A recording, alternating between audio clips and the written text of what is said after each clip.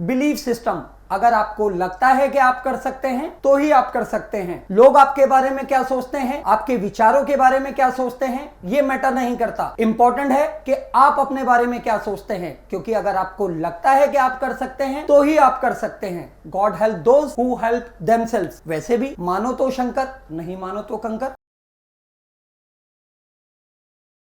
दोस्तों, नाम नईम खान पिछले 22 सालों से सेल्स में रहा। साउथ दिल्ली पब्लिक स्कूल में पढ़ा। उसे साउथ डीपीएस कहते थे हम लोग। क्यों? क्योंकि इससे थोड़ा सा रिच फीलिंग आता था। क्लास में 28 से 30 स्टूडेंट थे और उसमें थे 2 हमारे क्लासमेट, जॉनी और विक्की। जॉनी हमेशा फर्स्ट आता रहा, उधर विक्की हमेशा सेकंड आता रहा। हैरत की बात यह थी कि फर्स्ट वाला कभी सेकंड नहीं आ पाया और सेकंड वाला कभी फर्स्ट नहीं कर पाया। थर्ड, फोर्थ और फिफ्थ के लिए कंपटीशन लगा रहता था, लेकिन हमें कोई चिंता नहीं। हमेशा 21-22-23, 21-22-23। अब इसमें अगर पॉजिटिव ढूंढे तो कभी 30 नहीं आए। यहाँ आपको ये बताना इसमें भी जरूरी है कि अगर मैं कर सकता हूँ तो आप कर सकते हैं, सब कर सकते हैं। क्योंकि अगर आपको लगता है कि आप कर सकते हैं तो ही आप कर सकते हैं। ऐसा माना जाता है जो क्लास में बैक बेंचर होते हैं वो कुछ अलग ही किस्म के स्टूडेंट होते हैं, बड़े ही जिंदा दिल, बड़े ही शरारती किस्म के। वहीं जो आगे फ्रंट रो में स्टूडेंट होते हैं वो बड़े स्टूडियस या पढ़ाकू माने जाते हैं। जहां वो पढ़ाई में रुचि लेते नजर आते हैं, वहीं जो बैक बेंचर्स होते हैं वो कुछ अलग ही एटीट्यूड में रहते हैं।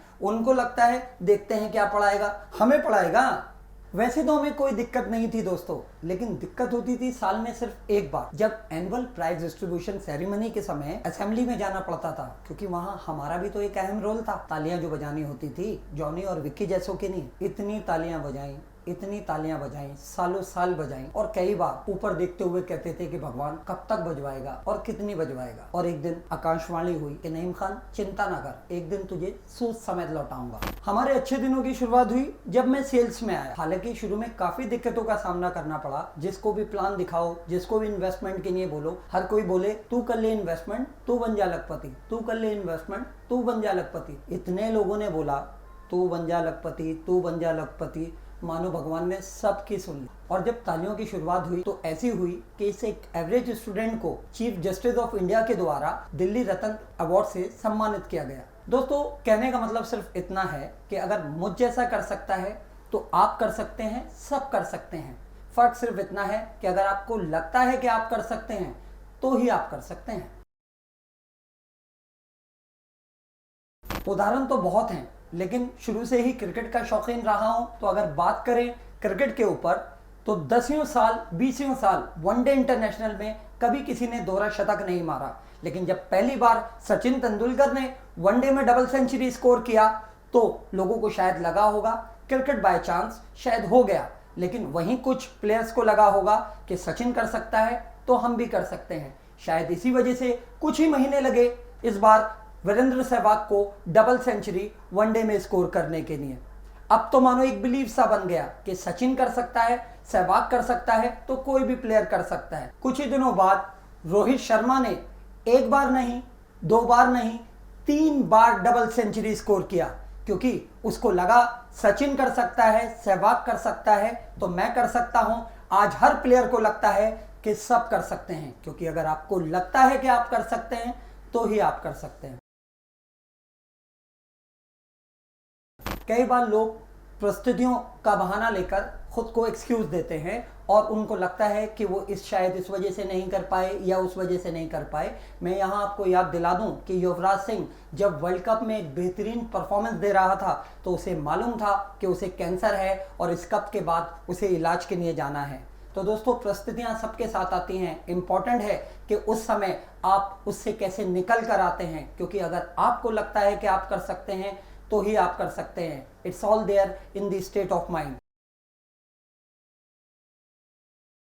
बताते हैं माजी जब एक पहाड़ी की वजह से अपनी पत्नी को सही समय पर अस्पताल नहीं पहुंचा पाया और उसकी पत्नी की मृत्यु हो गई, तो उसने संकल्प लिया कि वो इस पहाड़ी को ही काट डालेगा, इसे नस्तो नाबूद कर देगा। और उसने अकेले दम पर ही ये कर दिखाया, क्योंकि उसको लगता था कि वो ये कर सकता है, तो ही वो कर पाया। नवाजुद्दीन सिद्दीकी बताते हैं स्ट्रगल के दौरान जब वो डायरेक्टर के पास काम मांगने गए तो डायरेक्टर ने पूछा कि तुम कौन हो और क्यों आए हो। इस पर नवाजुद्दीन ने कहा कि हम एक्टर हैं और हीरो बनना चाहते हैं। तो इस पर डायरेक्टर बहुत ज़ोर से हंसे और उन्होंने बोला खुद को देखा है, क्या तुम हीरो बनोगे?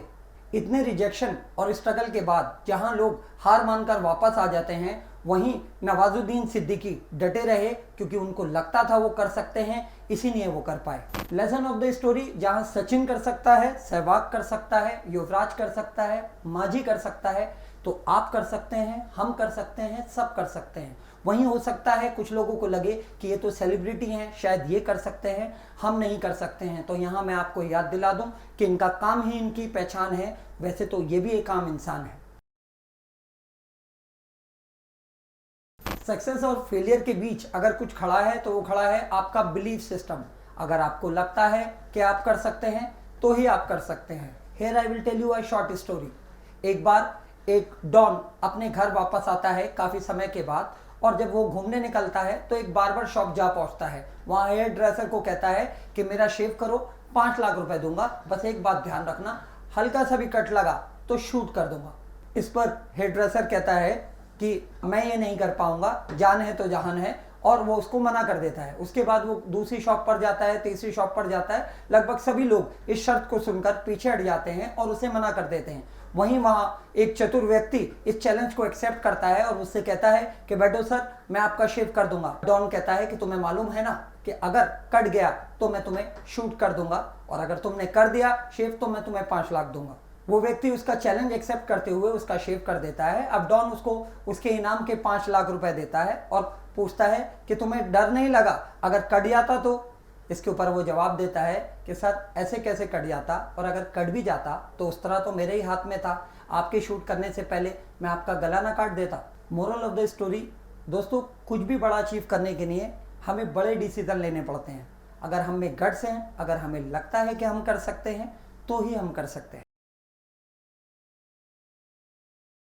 जैसा मैंने कहा, it's all about belief system, क्योंकि अगर आपको लगता है कि आप कर सकते हैं तो ही आप कर सकते हैं। दोस्तों याद रहे, कहीं भी पहुंचने के लिए निकलना जरूरी है, और जहां से निकलना बहुत जरूरी है वो है आपका comfort zone. It is all about your thought process. अगर आपको लगता है आप कर सकते हैं तो ही आप कर सकते हैं। दोस्तों सब कुछ थॉट प्रोसेस का ही गेम है। एक बार एक आदमी को फांसी की सजा दी जाती है तो उससे उसकी अंतिम इच्छा पूछी जाती है। इस पर वो आदमी कहता है कि मुझे विकल्प के रूप में एक ऐसी मृत्यु दी जाए जिसमें मुझे ज़्यादा तकलीफ ना हो। तो उससे कहा जाता है कि हम तुम्हें कोबरा सांप से डसवा देंगे जिसमें चंद ही सेकंड में तुम्हारी मृत्यु हो जाएगी। इसकी हामी भरने पर उस आदमी को बिठाया जाता है और उसके हाथ पर बांधकर उसकी आंखों पर पट्टी बांधी जाती है। आपको सुनकर आश्चर्य होगा, अब जब उसके सिर्फ एक निडल टच की जाती है, एक सुई टच की जाती है, तो चंद ही सेकंड में वो आदमी मर जाता है। रीजन निकल कर आता है हार्ट फेलियर, क्योंकि उसको लगता है कि वो मर जाएगा, इसलिए वो मर जाता है। It is all about your thought process.